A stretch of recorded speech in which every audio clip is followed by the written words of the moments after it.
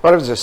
Շուշիում անցկացված հերթական մեդիա ֆորում է եւ այդ մեդիա ֆորումի ժամանակ Ադրբեջանի նախագահ Իլհամ Ալիևի ելույթը մեկ անգամ եւս,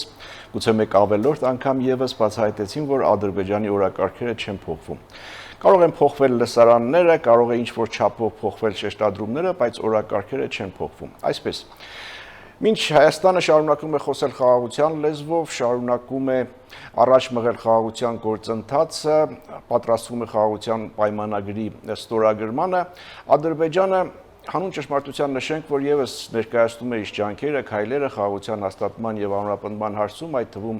իր ճանապարհների բացելը Հայաստանի համար, նավթամթերքի արտահանելը եւ այլն, բայց միաժամանակ չի մոռանում նաեւ իր նախապայմանների մասին, իսկ դրանցից մեկը, ինչպես գիտեք, վերաբերում է Հայաստանի Հանրապետության սահմանադրության փոփոխությանը, մյուսը միջազգային դատական ատյաններից հայցերի հետ կանչին։ Բայց սա դեռ ամբողջը չէ, Ալիևը շատ կոշտ քննադատում է Եվրախորհրդին, սպառնում է դուրս գալ եվրոպական այդ կառույցից, շատ կոշտ քննադատում է Ֆրանսիային, շատ ջերմ խոսքեր է շռայլում Միացյալ Նահանգների նախագահ Թրամփի հասցեին եւ ձեռքի հետ էլ կարծես հեգնում է Ռուսաստանին։ Բայց Ռուսաստանին սա կարծես թե առանձնապես չի հուզում, ոչ միայն հեգնանքը, այլև չի հուզում Ուկրաինայի հարցում Ադրբեջանի շատ կոշտ դիրքորոշումը, Մոսկվայից Պեսկովը մասնավորապես ասում է, թե այո, տարաձայնություն կա այդ հարցում, բայց դա չպետք է ոչ մի կերպ չպետք է ստվերի ռուս-ադրբեջանական հարաբերություններից։ Հայաստանի հարցում Մոսկվայի դիրքորոշումը շարունակում է մնալ շատ կոշտ, Մոսկվան շարունակում է կիրառել տնտեսական սահմանափակումները, այսպիսի իրավիճակ։ Այս հարցերի մասին ենք ներողություն, հենց այս միջոցին նաև Եվրամիությունը Հայաստանում գործարկում է հիբրիդային սպառնալիքների դեմ իր քաղաքացիական առաքելությունը։ Այս հարցերի մասին ենք զրուցելու առաջիկա 30 րոպեների ընթացքում, սա ազատ զրույցն է Free News եթերում, որտեղ համադրվում են փաստերը, կարծիքները, գնահատականները եւ կանխատեսումները։ Զրուցակիցս կանայք եւ գլոբալ անվտանգության ճարտարապետությունը կենտրոնի մտակենտրոնի ղեկավար Արմինե Մարգարյանն է։ Բարև ձեզ։ Բարև ձեզ։ Սկսենք Շուշիից, այստեղ անցկացվեց հերթական մեդիա ֆորումը եւ Ալիևը բացահայտ հայտարարեց Եվրախորհրդից դուրս գալու հնարավորության, ասեմ, թե հավանականության մասին, ինչ է սա բացահայտ շանտաժ եվրոպական կառույցին, թե Ալիևը իսկապես մտադիր է կտրել իր կապերը եվրոպական ժողովրդավարական ինստիտուտների հետ։ Նախ ընդգծենք, որ այս մեդիա ֆորումը արդեն 4 անգամ է տեղի ունենում Ադրբեջանում եւ եթե երբ հետևում ենք հարց հնչեցրող շրջանակներին, առասարակ ներկաներին, այդտեղ տեսնում ենք, որ առանձնապես ոչ այսպես հարմարավետ հարցեր, անհարմարավետ հարցեր Ադրբեջանի նախագահին չեն հնչեցում, այսինքն այստեղ էլ ավտորիտարիզմը իր գործը անում է, հա։ Ինչ վերաբերում է ՊԱՍԵ-ի վերաբերյալ Ալիևի հայտարարություններին, սա առաջին անգամ չէ, որ Ադրբեջանը խոսում է դրա մասին, որ իրեն զրկեցին ձայն իրավունքից եւ առասարակ եթե իրենք որոշեն դուրս գալ այդ կառույցից, որևէ բան Ադրբեջանի ներսում չի փոխվի։ Սա,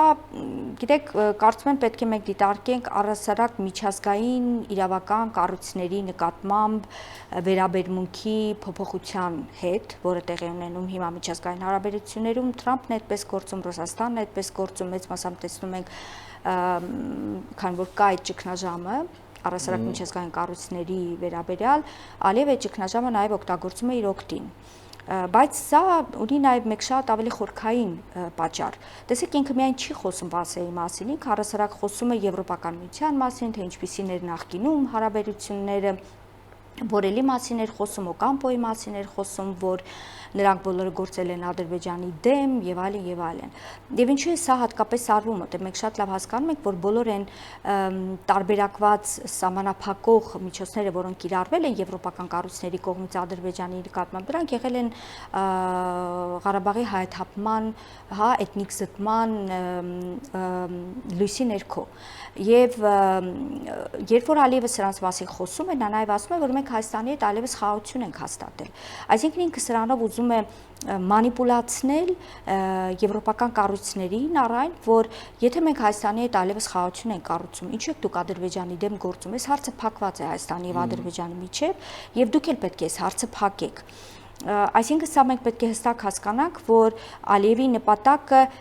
առհասարակ էթնիկ զտումը որպես իր համար խնդիր, աքիլեսյան գարշապար, առհասարակ փակելն է եւ նա նաեւ զուգահեռաբար խոսել է, որ այս կարող է մեզ կառույցից դուրս գալ, իմ երկրում որևէ բան չի փոխվի, այ դուք մեր դեմ եք աշխատել, հիմա որևէ ինչ որ բան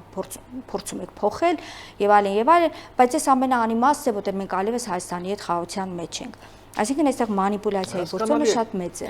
Դուք ընդհանրապես խոսում եք միջազգային կառույցների, եվրոպական կառույցների նկատմամբ վերաբերմունքի փոփոխության մասին, սա հենց Ալիևի սրտով չի, ասենք ենթադրենք տեսականորեն ինքը որոշեց դուրս գալ Եվրախորհրդից, ինչ է ուժելու։ Ինքը մի բան էլ երևի թե շահի, հա, համաձայն եք այդ դատողության հետ, որ կշահի, եվրոպական կառույցները չեն ասի մարդու իրավունքները վատ է, քաղաքապանտարկյալներ ունեք, քաղաքական իրավունքներ չկան, հազար ու մի գլուխ ցավանք, դա եվրոպական միջազգային մարդու իրավունքների եվրոպական դատարանի վճիռների այդ գործ ընդհանրապես կարող է չկարտալել եւ այլն, ինչ Դե այստեղ այդ գործիքակազմը կօգտագործի միանշանակ նաև ազդակ կհղի Եվրոպական պարլամենտին, որ հակաադրբեջանական, ինչպես ինքն է ընդգծում, բանաձևեր պետք չէ ընդունել, որտեղ տեսնում եք մենք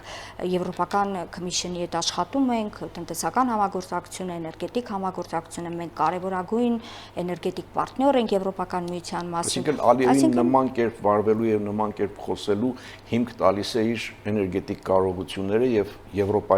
Եվրոպայի կարիքները։ Այո, իհարկե դա միանշանակ այդպես է, բայց երեք մենք չպետք է մոռանանք, որ որքան էլ եվրոպական կառույցները, մասնավորապես Եվրոպական միությունը, էներգետիկ համագործակցության շրջանակներում Ադրբեջանի հետ համագործակցում են, փոխգործակցում են, այնուամենայնիվ մարդու իրավունքները, օրենքի գերակայությունը, ժողովրդավարությունը դրանք շարունակում են լինել գերակա օրակարգեր, եւ եթե այսօր հնարավոր չի լինում այդ առումով Ադրբեջանի վրա որոշակի ճնշումներ գործադրել, միևնույն է այս գործիքը պահպանվելու է, որտեղ ինչ որ պահի այս գործիքը կարող է աշխատել։ Այդ գործիքն էլ գիտեք ոնց է, եթե մենք Եվրախորհրդից տեղափոխվում ենք արդեն Եվրամիություն, Եվրամիությունում տպավորություն չունեք, որ գործադիր մարմինը օգտագործում է այդ ներողություն օրենսդիր մարմինը օգտագործում է այդ գործիքը Ադրբեջանին հետ բանաձևեր, բան եւ այլ, բայց գործադիրը հանգիստ իր գործն է անում Ադրբեջանի հետ համագործակցություն, էներգետիկ շահեր եւ այլն։ Այո, դա ռեալ պոլիտիկի շրջանակներում այո պետք է դիտարկենք, բայց միևնույն է, այնտեղ էլ դերերի բաժանում կա։ Պարլամենտը մի բան է ասում, գործադիրը մեկ այլ բան է անում։ Եվ սա կարծում եմ այնուամենայնիվ այս պարագայում, երբ կա էներգակիրների հետ կապված խնդիրներ եւ Ադրբեջանը իրենց կարևորագույն գործընկեր է ներկայացնում Եվրոպական միության մասին, այս քաղաքականությունը շարունակվել է, բայց մեր համար Հայաստանի համար շատ կարևոր է, որպեսզի ուրեմն օրենսդրի պարլամենտի ուրեմն կողմից շարունակվեն ճնշումները Ադրբեջանի վրա, որովհետև սա նաև մեր համար կարևոր է, որովհետև մենք ժողովրդավար ենք, մենք ընդգծում ենք օրենքի գերակայություն եւ այլն, եւ այստեղ է, որ մենք տարբերակում ենք Ադրբեջանի հետ եւ որպես Եվրոպական միության գործընկեր հենց այստեղ է, որ տարբերակված մոտեցում է ցուցաբերում եւ ապագայում նաև կարող է ցուցաբերվել։ Եվրոպայից անցնենք Միացյալ Նահանգներին, Ալիևը ջերմ խոսքեր շռայլեց Միացյալ Նահանգների նախագահ Թրամփի հասցեին, ասաց, որ նա խաղաղությունը սիրող է եւ այլն եւ այլն։ Սա ինչով բացատրել։ Փորձում է ել ավելի ամրապնդել կապերը Միացյալ Նահանգների հետ, թե Միացյալ Նահանգներն արդեն կանաչ լույս վառել տարածաշրջանում Ադրբեջանի ծրագրերի նկատմամբ։ Դե գիտեք, եթե հիշում ենք այն, թե որքան դժվար եղավ Ալիևի համար կապ հաստատել Թրամփի վարչակազմի հետ եւ այդտեղ Հայաստանը ունի մեծ ուրեմն առաքելություն, որովհետեւ եթե չլիներ խաղաղության գործընթացը, եթե չլիներ նախապատրաստվող օգոստոսի 8-ի հանդիպումը, ապա դժվար թե Ալիևին դա հաջողեր, հա։ Այլ բան է, որ Ալիևը այդպես չի ներկայացում, նա իր խոսքի մեջ էլ լրիվ այլ կերպ ներկայացրեց, որ ամերիկյան կողմը համոզեց Հայաստանին, որ խաղաղությունը լավ բան է, հա։ Այսինքն, այստեղ մենք պետք է հասկանանք, որ իր համար շատ կարևոր է այն հանգրվանը, որին ինքը հասել է, եւ վերջիվերջո օգոստոսի 8-ին պայմանավորվածություն ձեռք բերեց Միացյալ Նահանգների հետ նաեւ ռազմավարական, հա, գործընկերության փաստաթուղթ ստորագրելու վերաբերյալ իրենք այնուհետև աշխատեցին հաջորդի 6 ամիսների ընթացքում եւ հետեւողականորեն Ալիևը անելու է ամեն ինչ, որ Միացյալ Նահանգների հետ այդ ռազմավարական գործընկերությունը ավելի բարձրանա եւ ավելի բարձր, հա, մակարդակի վրա հասնի։ Հետևաբար սա էլ ռեալ պոլիտիկի շրջանակներում է իր համար կարևոր է Միացյալ Նահանգների հետ հարաբերությունը եւ նա կարող է շռայլել պես գովեստի խոսքեր, համեմատել Թրամփի վարչակազմը Բայդենի վարչակազմի հետ, ասել թե Բայդենի վարչակազմը ինչքան դեստրուկտիվ էր նաեւ հայ-ադրբեջանական օրակարգերի առումով, այդ Թրամփը եկավ խաղաղության օրակարգով, որտեղ նա կարևորում է այ ուրեմն երբ Հայաստանը եւ Ադրբեջանը ուրեմն եկան են հանգրվանին, որ այլևս խաղաղություն պետք է լինի, խաղաղության համաձայնագիր պետք է նախաստորագրվի, ամերիկյան կողմը քայլ արեց, ուրեմն դարձավ այդ միջնորդը, համոզեց Հայաստանին։ Հասկանալի է, բայց եթե Ալիևը այդքան կարևորում է, գնահատում է Միացյալ Նահանգների նախագահի անձը, նրա քաղաքականությունը, նրա նաև տարածաշրջանային ծրագրերը, այդ թվում նաև TRIP-ը, ինչու է փորձում միաժամանակ ակտիվացնել եւ կարևորել 3+3 ձևաչափը, որտեղ արևմուտքը ընդհանրապես ներկա չէ։ Այ հոյակապ հարց եք դուք հիմա հղում, որովհետեւ Ադրբեջանի քաղաքականությունը 90-ականներից ի վեր այսօր եղել է դիվերսիֆիկացված։ Նրանք շատ շուտ դեռևս 90-ականներին հասկացել են, որ իրենք մեկ ուժային կենտրոնից կախվածություն պետք է չունենան, եւ սա մասնավորապես արտահայտվել է 90-ականներին Ռուսաստանի մասով։ Եվ իրենց այդ քաղաքականությունը մեծ հաջողություններ է բերել։ Այս մի քաղաքականություն է, որին մենք վերջին մի 3 տարվա ընթացքում ենք սկսել հետևել այդ քաղաքականությանը։ Այսինքն նա 3 գումարած 3-ը ծառայելու է այլ շահերի, Միացյալ Նահանգների հետ ծառայելու է այլ շահերի, Ռուսաստանի հետ հարաբերությունները ծառայելու են այլ շահերի, եւ որքան ավելի ինքը դիվերսիֆիկացնի իր գործընկերային ցանցը, այնքան ավելի շատ կարող է ամրապնդել իր դերը միջազգային հարաբերություններում եւ ինչպես տեսնում ենք, արդեն Ադրբեջանը իրեն դիրքավորում է ոչ թե փոքր պետություն, այլ միջին, իսկ դրանց տարբերությունը այն է, որ միջին պետությունը կարող է նաեւ անկախ արտաքին քաղաքականություն վարել գլոբալ քաղաքական խաղացողներից, օրակարգերից անդին եւ կարող է նույնիսկ շատ դեպքերում որոշ տարածաշրջանից դուրս երկրների վրա կամ կառույցների վրա իր օրակարգերը ներկայացնել եւ ինչու՞ չէ նաեւ թելադրել։ Դա ուզենք թե չուզենք փաստ է, թե Ալիևի ցանկությունն է, որ Ադրբեջանը միջին պետություն է այլևս ոչ փոքր։ Գիտեք, մինչև TRIP-ը ես կարող եմ ասել, որ այստեղ կար վտանգ, որ դա կարող է լինել փաստ, բայց TRIP-ից հետո կարծում եմ դա մենք չպետք է դիտարկենք որպես փաստ, որովհետեւ որքան էլ նախ ինքը տարածաշրջանի ներսում պետք է իր հարցերը լուծի, որ կարողանա իրեն դիրքավորել որպես միջին պետություն։ Հիմա տարածաշրջանի ներսում ինքը ունի մի իրավիճակ, երբ ստորագրված է TRIP-ը, TRIP-ը իմպլեմենտացվում է, իմպլեմենտացվելու է, գետնի վրա արդեն որոշակի գործողություններ են։ Հիմա արդեն Հայաստանը ուղարկում է սահմանադրական դատարան, TRIP առևտրային կազմակերպության ղեկավարը նշանակվել։ Այսինքն գետնի վրա որոշակի գործողություններ։ Ռուսաստանում ծնված, բայց Միացյալ Նահանգներում սովորած, աշխատած մեկը։ Այո, որոշակի գործողություններ իրականացվում են, բայց առանց TRIP-ի Ադրբեջանը չի կարող իրեն դիրքավորել որպես փոքր պետություն, բայց որպեսզի TRIP-ի պարագայում ինքը իրեն միջին պետություն, որպեսզի TRIP-ի արկայության պարագայում էլ ինքը այդպես իրեն դիրքավորի, TRIP-ը պետք է ծառայի որպես TRIP, ոչ թե որպես ինչպես ինքն է անվանում, այսպես կոչված Զանգեզուրի միջանցք, որտեղ այդ առումով էլ եղավ մանիպուլյացիա։ Նա ասաց, որ Զանգեզուրի միջանցքը, այսինքն Միացյալ Նահանգները հասկացան, թե ինչքան կարևոր է դա, եւ Թրամփը իր անունով կոչեց Զանգեզուրյան միջանցքը։ Այստեղ էլ է մանիպուլյացիա, հա, այդպես չի կարող աշխատել, այսինքն եթե այն ինչ ինքը անվանում է Զանգեզուրի միջանցք մնա միայն կամ գործարկվի որպես Զանգեզուրյան միջանցք, դա ամենևին Ադրբեջանին հնարավորություն չի տալու դիրքավորվել որպես միջին պետություն, հա, որովհետև էլի տարածաշրջանի ներսում տարածաշրջանը փակված է մնալու, տարածաշրջանի ներսում ինքը իր հարաբերությունները, իր հարցերը կոնստրուկտիվ առումով լուծած չի լինելու։ Այս դրա համար այստեղ պետք է ընդգծենք, որ շատ մանիպուլատիվ է դա, շատ մանիպուլատիվ է եւ մեզանից էլ է շատ բան կախված, որպեսզի գիտեք ինչ էլ ինքը անվանի օրինակ TRIP-ը, ինչու է մենք հատկապես TRIP-ի մասին այս համատեքստում խոսում, որտեղ սրանից են բխում նաև հնարավորություններ Ադրբեջանի համար մնալ փոքր պետություն, թե դիրքավորվել միջին պետություն, հա, եւ նրանք դա շատ լավ են հասկանում։ Նրանք դա շատ լավ հասկանում են, բայց քարոզչական մակարդակում իհարկե օգտագործում են նորից Զանգեզուրի միջանցք արտահայտությունը, որովհետև սա այն է, ինչ որ իրենք արել են 20 թվականից այսօր, իրենց ներքին լսարանի համար եւ շարունակելու են անել։ Դե իրենք ինչպես կանվանեն, դա մեզ կարծում եմ առանձնապես պիտի չհետաքրքրի, որովհետև կա փաստ, կա հաստատված TRIP, կա փաստաթուղթ ստորագրված, որ ունի պաշտոնական անվանում։ Պաշտոնական անվանում ունի TRIP։ Այս ամենով հանդերձ հիմա ինչ փուլում է հայ-ադրբեջանական գործընթացը։ Ալիևը մի կողմից խոսում է այն ջանքերի, այն քայլերի մասին, որոնք Ադրբեջանը կատարել է, բացել է ճանապարհները այլ երկրներից, Հայաստան ապրանքների, բեռների փոխադրման համար ավելին նավթամթերքի արտահանում Ադրբեջանից Հայաստան եւ այլն, բայց մյուս կողմից նաեւ շարունակում է նախապայմանները, սահմանադրություն, միջազգային դատական ատյաններից հայցերի հետ կանչ եւ այլն։ Այս պահին ձեր գնահատմամբ որոնք են պայմանագրի ստորագրման իրական հիմնական խոչընդոտները։ Փոքր դադարից հետո շարունակենք, կվերադառնանք վարքյաններ անց։ Հիշեցեմ, սա Ազատ զրույցն է Free News-ի եթերում, ես զրուցում եմ կանայք եւ գլոբալ անվտանգության ճարտարապետությունը մտակենտրոնի ղեկավար Արմինե Մարգարյանի հետ։ Մենք Շուշիի մեդիա ֆորումից անցանք հայ-ադրբեջանական գործընթացին եւ հարցայիններ, թե որոնք են հիմնական խոչընդոտները այս պահին։ Եթե խոսենք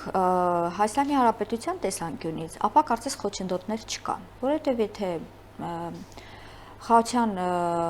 փաստաթուղթը այլևս նախաստորագրված է, որոշակի տնտեսական փոխգործակցություն կա,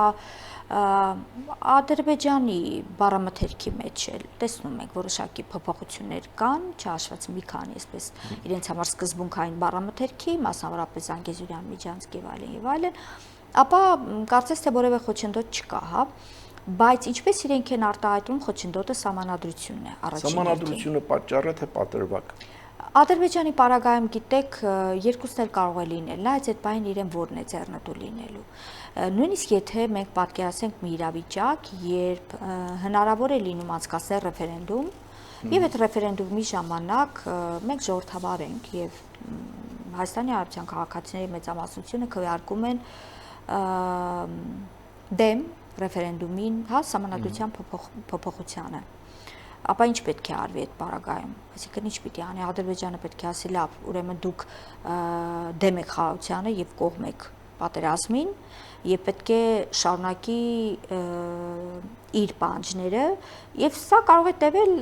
տասնամյակներով, որովհետեւ որքան էլ որ գիտեք, ես երբեք չեմ ընդունել սահմանադրության հարցը որպես Ադրբեջանի պահանջ, երբեք, որովհետեւ դա եթե լիներ դա Ադրբեջանի պահանջ, շատ արհեստականորեն դա կարելի էր իրականացնել։ Բայց չէ որ դա արհեստականորեն Հայաստանում հնարավոր չի դառնում եւ չի էլ կարող լինել եւ որևէ մեկը չի էլ փորձում արհեստական որևէ գործընթացներ գեներացնել, որպեսզի սահմանադրությունը փոխվի, չէ։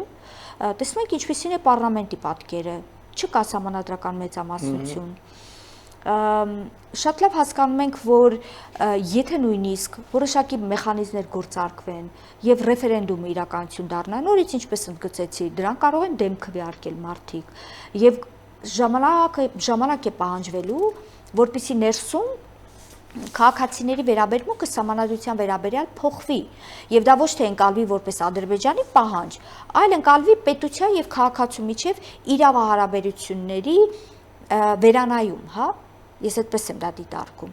Այսինքն սա շատ իրականում շատ ներքին հարց է, շատ մանիպուլացում այլ թվում նաև ներքին շրջանակների կողմից, բայց եթե մենք այդ աղմուկը այսպես մաքրում ենք, մենք տեսնում ենք, որ ինքը շատ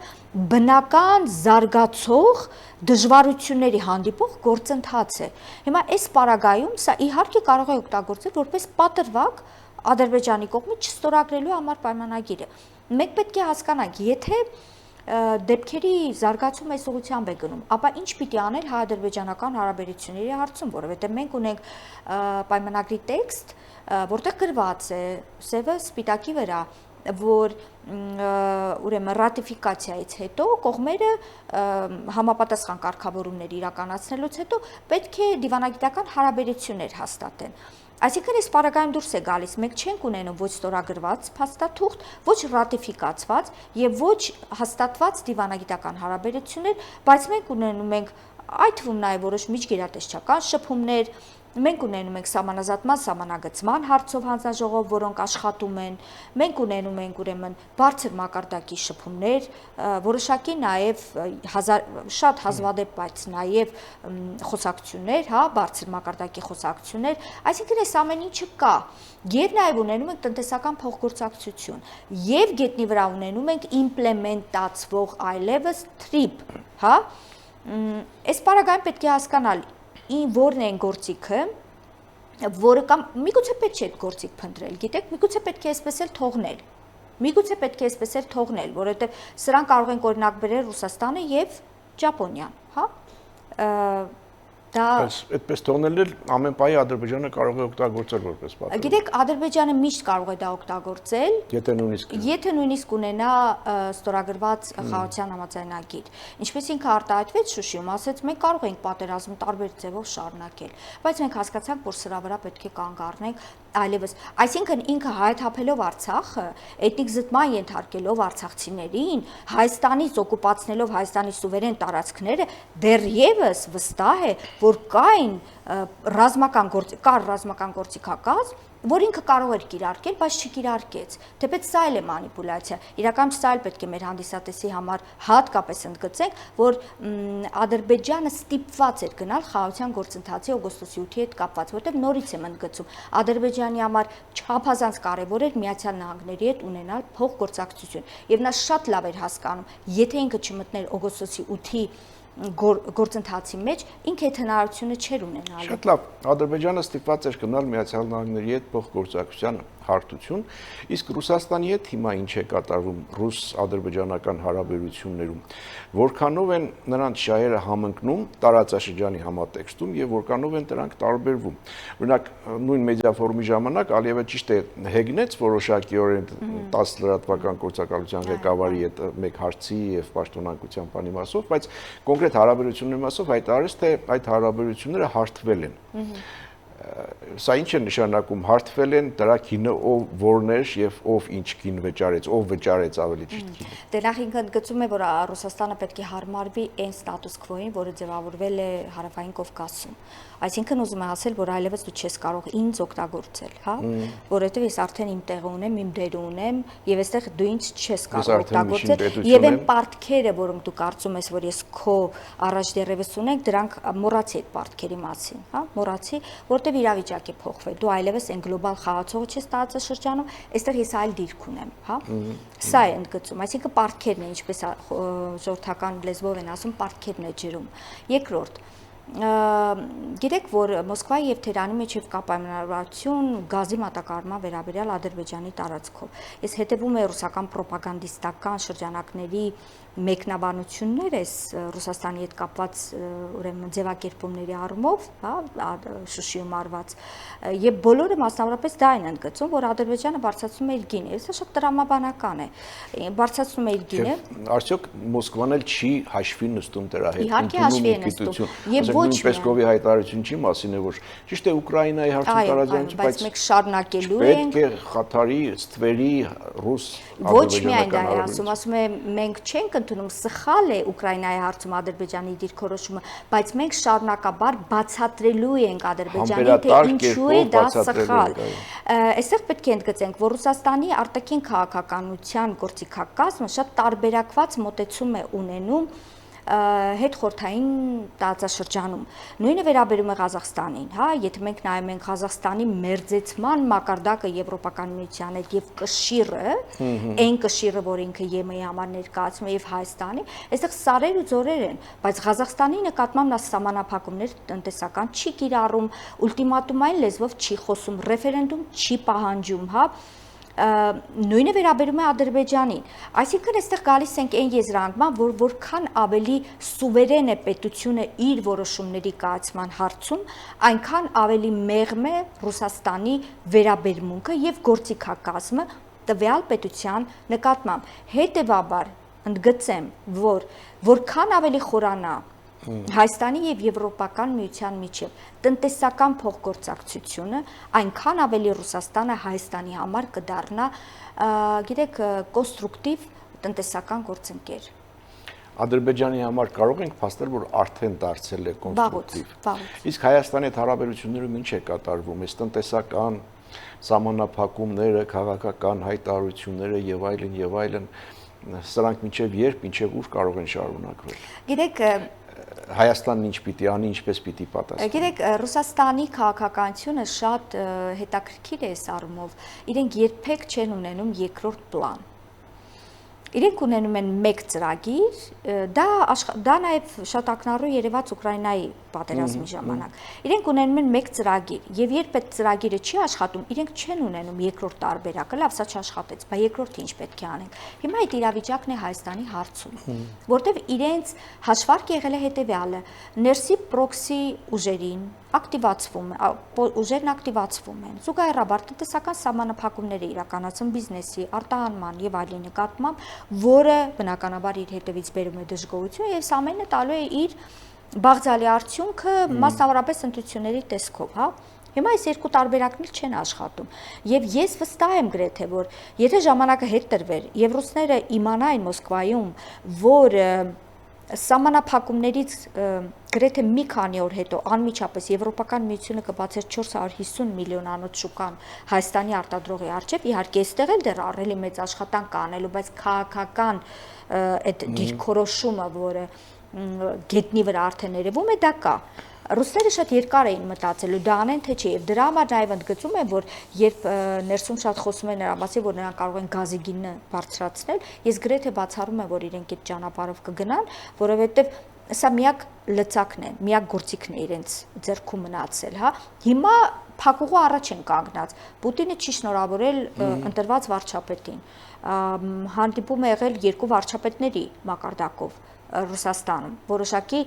ուրեմն բանակցություններ են տեղի ունեցել իրավիճակը հաղթահարելու, կարծես թե դա չի հաղթահարվում։ Այսինքն Մոսկվան պաշտոնական Երևանից սպասում է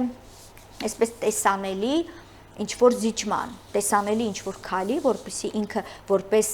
նախկին իմպերիա, հա, որովհետև իրենց համար շատ կարևոր է այդ իրենց կշիռը մշտապես ընդգծել, որ իրենք իմպերիա են նախկին եւ պետք է իրենց հետ հաշվի նստել եւ այլն, որպեսզի սա իրեն կարողանան դեռ այսպես աշխատացնել, հա։ Ես կարծում եմ դրանից մեր իրավիճակը չի վատթարանում, եթե Մոսկվան մեզ պաշտոնապես չի շնորհավորում եւ չի լինելու ուրեմն հանդիպում Փաշինյան-Պուտին մակարդակով, մենք ունենում ենք տարբեր հանդիպումներ Փաշինյան-Մակրոն եւ այլն մակարդակով, տնտեսական մասը բավական տուժում է, սրանից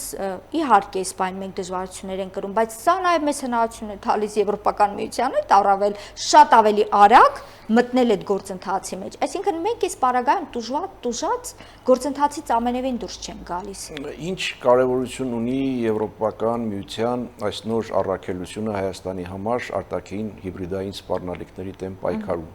Էական կարևոր նշանակություն ունի թե սիմվոլիկ։ Նախ սա երկրորդ քաղաքացիական առաքելությունն է, գիտենք առաջինը Եվրոպական միության դիտորդներն էին, քաղաքացիական առաքելությունը, սա EUPM-ն է, այդպես է կոչվում։ Մեծ մասամբ իրենց ուրեմն գործողությունները միտված են լինելու կիբերանվտանգության ապահովմանը աջակցելուն, հա, եւ հնարավորինս ինստիտուցիոնալ կարողություններ ամրապնդելու Հայաստանի ներսում, որովհետեւ այսօր 2 տարով է մանդատը, շատ լավ դա կարող է երկարաձգվել, բայց շատ կարեւոր է, որպեսզի այս առաքելությունից հետո մեր պետական համակարգերը արդեն ձեռք բերեն այն ինստիտուցիոնալ կարողությունները, որպեսզի ինքնուրույն կարողանան պայքարել հիբրիդային սպառնալիքների դեմ։ Եվ այստեղ մի կարևոր ընդգծում, երբ պետությունը պայքարում է հիբրիդային սպառնալիքների դեմ, այն ժամանակ, երբ դրանք այլևս իրականություն են, պետությունը պարտված է։ Դրա դեմ պետք է պայքարել դա կանխարգելելով։ Այսինքն այս առաքելությունը մեզ օգնելու է կանխարգելմանը միտված գործիքակազմ ձևավորել, փորձ ունենալ, որպեսզի ապագայում եւ այսօր նաեւ մենք կարողանանք հիբրիդային սպառնալիքները կանխարգելել, որովհետեւ հիբրիդային սպառնալիքները միայն չեն վերաբերում Հայաստանին, դրանք